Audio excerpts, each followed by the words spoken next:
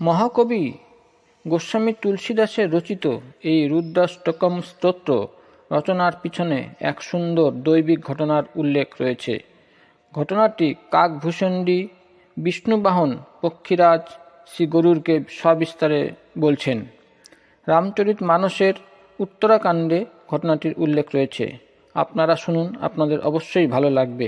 এই রুদ্রাষ্টকম স্তোত্র রোজ পাঠ করলে ভগবান শিব খুবই প্রসন্ন হন এবং মনোবাঞ্ছা পূরণ করেন। শ্রীহরির মায়াসৃষ্ট দোষ ও গুণ শ্রীহরির ভজনা ছাড়া দূর হয় না। এই সিদ্ধান্তে উপনীত হয়ে সকল কামনা ত্যাগ করে নিষ্কামভাবে শ্রীরামচন্দ্রের ভজনা করা উচিত।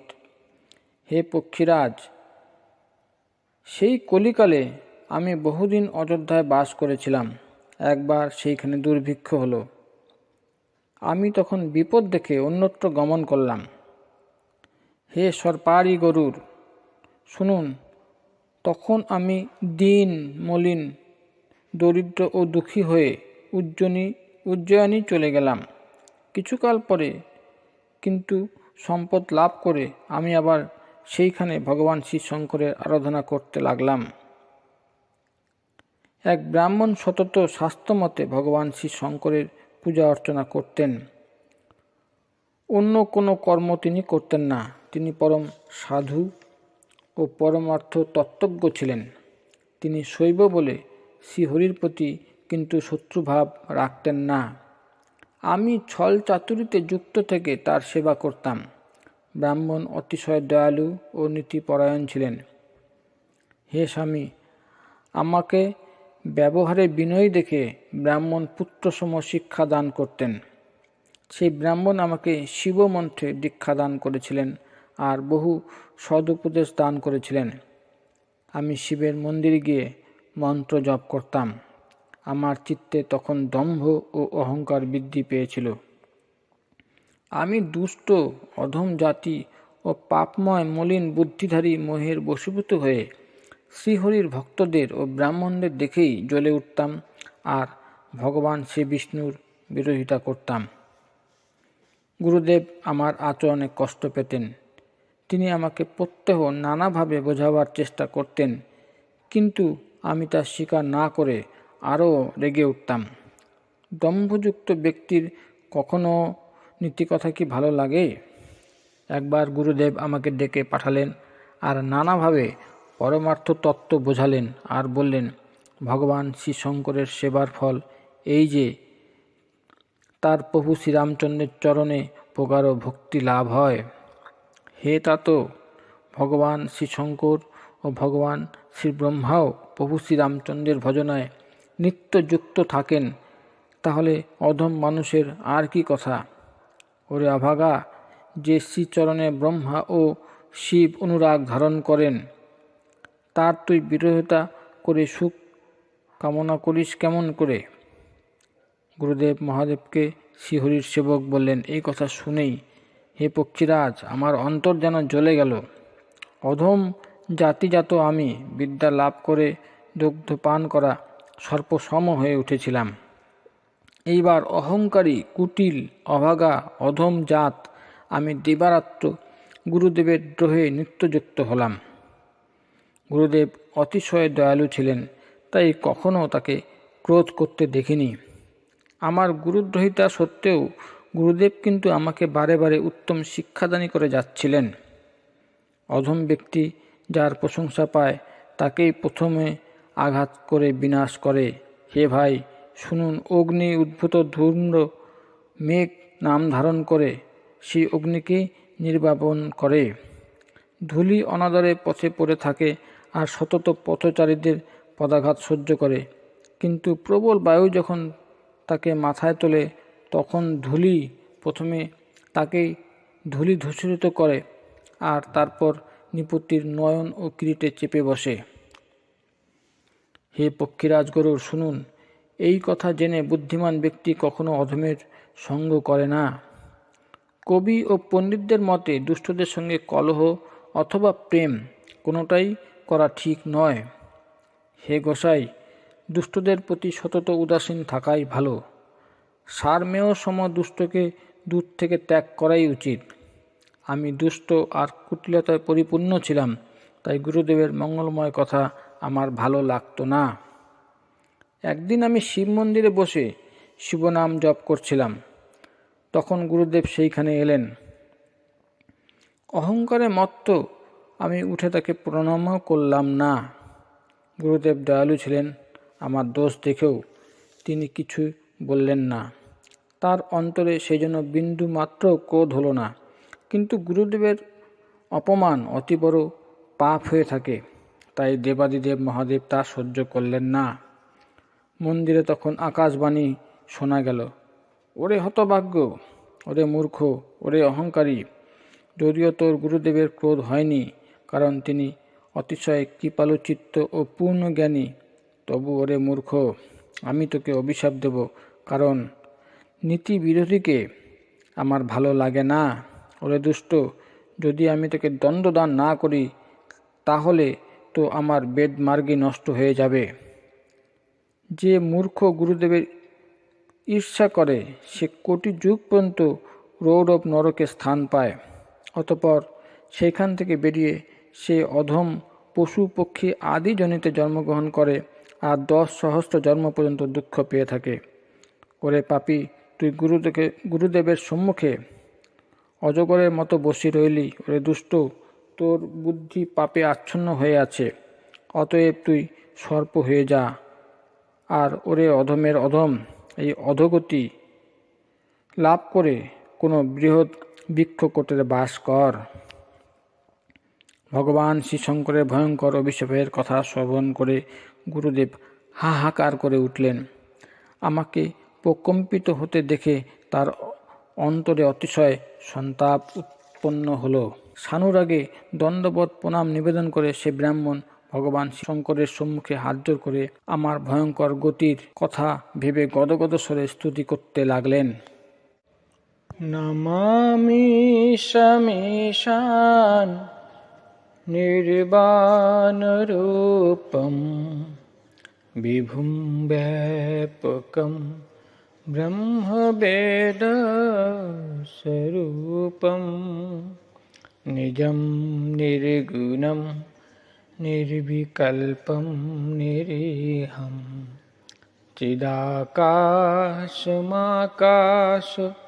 বাসম ভজেহম নমামি শমেশান নির্বাণরূপম বিভুম ব্যাপকম ব্রহ্মবেদস্বরূপম নিরাকার ওঙ্কার মূলম তুরীয়ম গিরাজ্ঞান গতিত মেষম গিরিশম करालं महाकाल कालं की प्राणं गुनागार संसार पारं नतोऽहं नमामि शमेशां निर्वाणरूपं विभुं व्यापकं ब्रह्मवेदस्वरूपं तुषाराद्रि संकाशगौरं गभीरं मनोभूतकोटि प्रभासि शरीरं स्फुरन्मौलिकल्लोलनीचारुगङ्गा लसद्भालो बालेन्दु कण्ठे भुजङ्गा चलत्कुण्डलं भ्रूसुनेत्रं विशालं प्रसन्नाननं नीलकण्ठं दयालं मृगाधीश चर्माम्बरं मुण्डमालं प्रियं शङ्करं सर्वनाथं भजामि নমামি শমীশান নির্বাণরূপম বিভুম ব্যাপকম ব্রহ্মভেদ স্বরূপম প্রচণ্ডম প্রকৃষ্টম প্রগল্ভম পরেশম अखंडम अजम भानु कोटिप्रकाशम त्रयोशूल निर्मूलनं शूलपाणिं भजेऽहं भवानी पतिं भवगम्यं नमामि शमीशान निर्वाणरूपं विभुं व्यापकं ब्रह्मवेदस्वरूपम् कलातीतकल्याण कल्पान्तकारी सदा सज्जनानन्द दाता पुरारी चिदानंद संदोह मोहापहारी प्रसीद प्रसीद प्रभो मन्मथारी नायावत् उमानाथ पादारविन्दं भजन्ति लोके परेव नरानं न तावत् सुखम शांति संतापनाशम प्रसीद प्रभो सर्वभूतादिभासं नमामि शमीशान निर्वाणरूपं विभुं व्यापकं ब्रह्मवेदस्वरूपम् न जानामि योगं जपं नैव पूजां नतोऽहं सदा सर्वदा सम्भुतुभ्यं जराजन्म दुःखौ घातातपमानं प्रभो पाहि यापन् नमामि शम्भो नमामि शमीशां निर्वाणरूपं विभुं व्यापकं ब्रह्मवेदस्वरूपम् रुद्राष्टकमिदं प्रयुक्तं विप्रेण हरतोषये ये पठन्ति नरा भक्ता तेषां शम्भो प्रसीदति। ভগবান রুদ্রের স্তুতির এই অষ্টক শ্রী ভগবানের তুষ্টির জন্য বিপ্র দ্বারা নিবেদিত হল। যে ব্যক্তি পরম ভক্তি সহকারে তা পাঠ করে তার উপর ভগবান শ্রী শঙ্কর কৃপা করেন। সর্বজ্ঞ ভগবান শ্রী শঙ্কর স্তুতি শ্রবণ করে ব্রাহ্মণের অনুরাগে মুগ্ধ হলেন। তখন মন্দিরে আকাশবাণী ঘোষণা হলো, হে দ্বিজবর, বর চাও। ব্রাহ্মণ বললেন, হে প্রভু, যদি আপনি আমার উপর প্রসন্ন হয়ে থাকেন, আর হে নাথ, যদি এই দিনের উপর আপনার স্নেহ থাকে, তাহলে তাকে আপনার শ্রীচরণে ভক্তি প্রদান করে তারপর অন্য বর দিন। হে প্রভু, এই মায়ামোহবিষ্ট জীব মায়ার প্রভাবেই আপনাকে সতত বিস্মরণ করে থাকে। হে কৃপাসিন্ধু ভগবান, তার উপর ক্রোধ করবেন না। হে দীনশরণ ভগবান শ্রীশঙ্কর, আপনি কৃপা করুন যাতে হে নাথ অল্পকালের মধ্যেই এই অভিশাপ থেকে সে যেন মুক্তি লাভ করে। হে কৃপানিধান, আপনি এমন কিছু করুন যাতে এর পরম কল্যাণ হয়। অপরের কল্যাণের জন্য স্তুতি শ্রবণ করে আবার আকাশবাণী ঘোষিত হলো, তাই হবে। যদিও এ অতি ভয়ানক পাপ করেছে আর আমি কুপিত হয়ে অভিশাপ দিয়েছি, তবুও তোমার নীতিনিষ্ঠা দেখে আমি এর উপর বিশেষ কৃপা করব।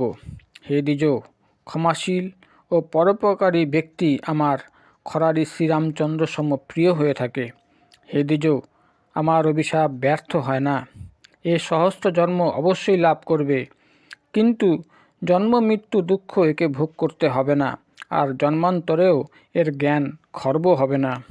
হে শূদ্র, আমার কথাটা শুনে রাখ। যদিও তোর জন্ম অযোধ্যাপুরীতে হয়েছে, তবুও তুই আমাতে মনোনিবিষ্ট করেছিস। অতএব অযোধ্যাপুরীর প্রভাব ও আমার কৃপায় তোর অন্তরে রাম ভক্তি উৎপন্ন হবে। হে ভাই, আমার আরও একটা কথা শুনে রাখ। দ্বিজ সেবাই সে ভগবানকে তুষ্ট করবার ব্রত হয়ে থাকে। আর কখনো ব্রাহ্মণের অপমান করবি না। সাধু সন্তদের অনন্ত শ্রী ভগবানের সমান জানবি। দেবরাজ ইন্দ্রের বজ্র, আমার বিশাল ত্রিশূল, কালদণ্ড ও শ্রীহরির বিকরাল সুদর্শন চক্রের হাত থেকে রক্ষা পেলেও বিপ্র দোহাগ্নি থেকে রক্ষা পাওয়া যায় না।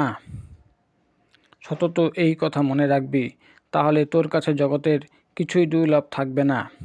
আমি আর একটা বর দিচ্ছি, যাতে তুই ইচ্ছা অনুসারে সর্বত্র গমন করতে পারবি। ভগবান শ্রীশঙ্করের আশীর্বাণী শ্রবণ করে তাই যেন হয় বলে, আর আমাকে বহু প্রবোধ বাক্য বলে শ্রীশঙ্করের চরণযুগল অন্তরে প্রতিষ্ঠিত করে গুরুদেব নিজ গৃহে প্রত্যাগমন করলেন।